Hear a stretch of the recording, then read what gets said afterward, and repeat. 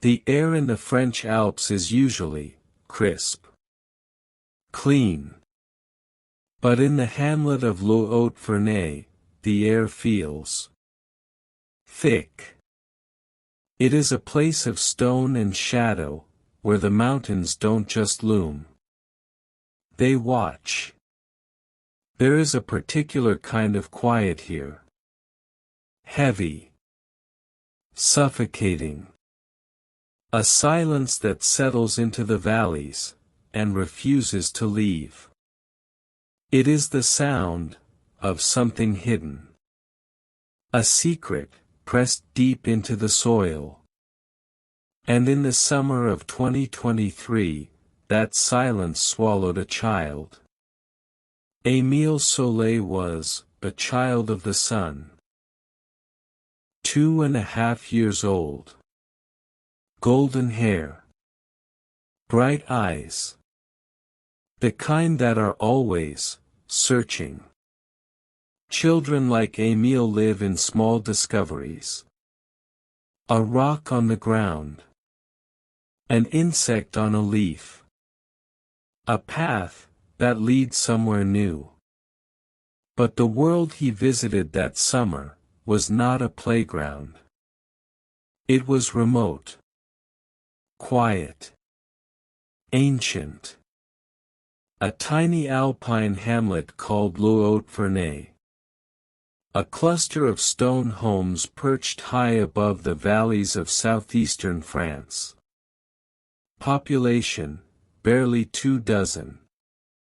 A place where everyone knows every face.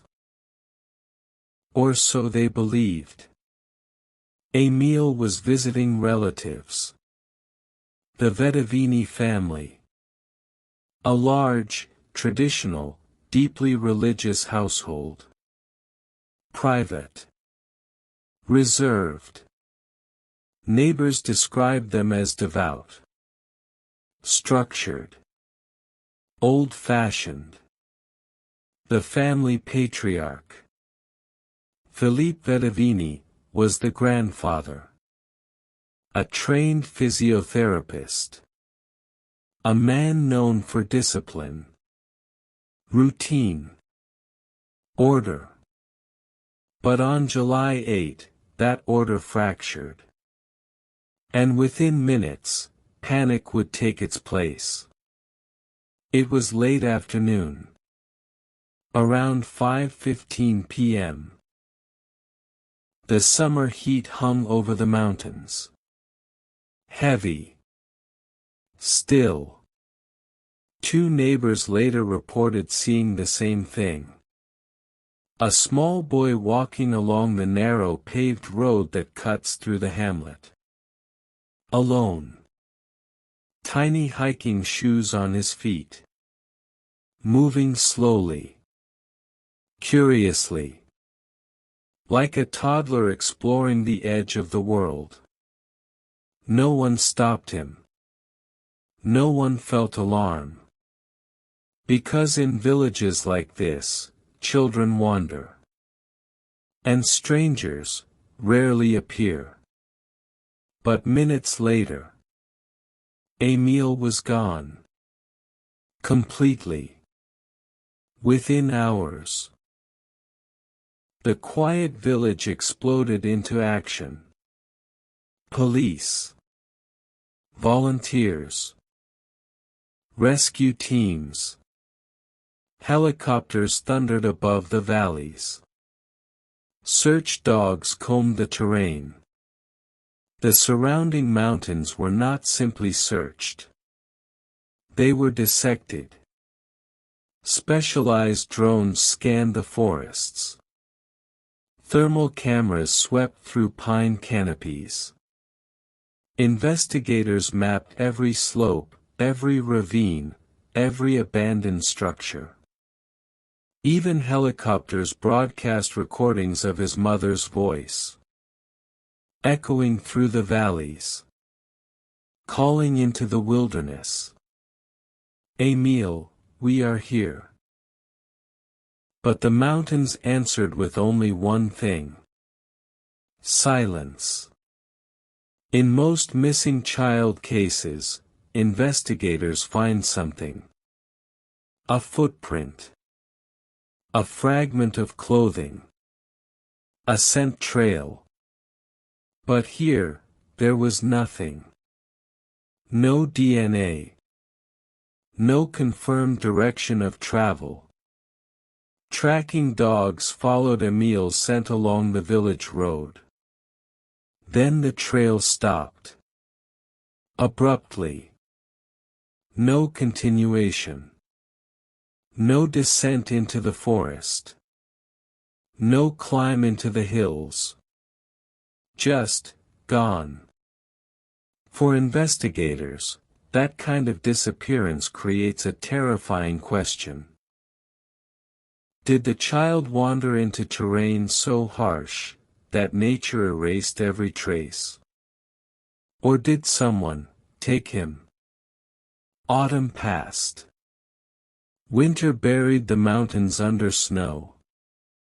Spring arrived. And the search slowly faded. Until one morning, a local hiker noticed something unusual beside a mountain path. Something pale. Something small. It was a skull. The skull of a child. The remains were identified as Emile. But what investigators found next raised even more questions. The skull was lying in open terrain. Exposed to the elements. Bleached by months of alpine sun. But the rest of the body was not there. No skeleton nearby. No full set of remains.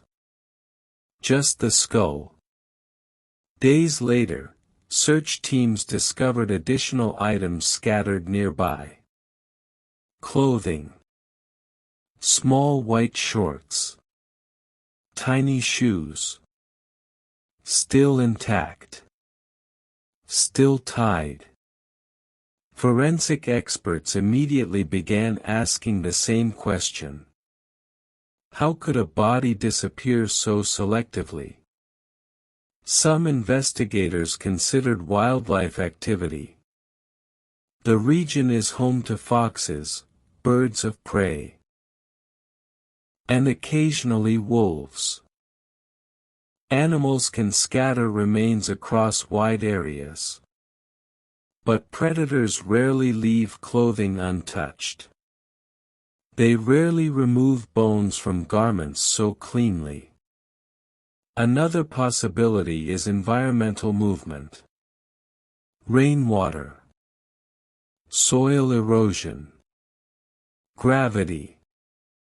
But the terrain near the discovery site showed no clear signs of large-scale displacement. And another detail troubled investigators.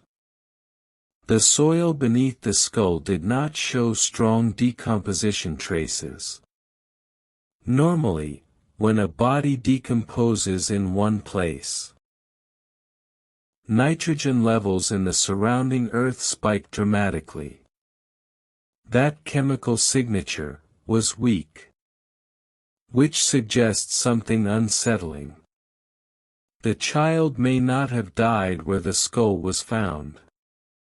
Today, Haute-Loire feels different. Quieter. Closed. Investigators continue examining every possibility, including those closest to the child. Family members have been interviewed multiple times. Rumors swirl through the region. Religious tensions. Old conflicts. Past accusations. But rumors are not evidence. And evidence remains painfully limited. What happened to Émile Soleil remains one of the most haunting mysteries in modern France. A child seen walking down a road. Minutes later, gone. Search teams combed mountains with helicopters, drones, and dogs. For 9 months, nothing. Then a skull appeared on a hillside. Without explanation. Without answers. Somewhere within those jagged alpine valleys, the truth still exists. Hidden between rock and shadow.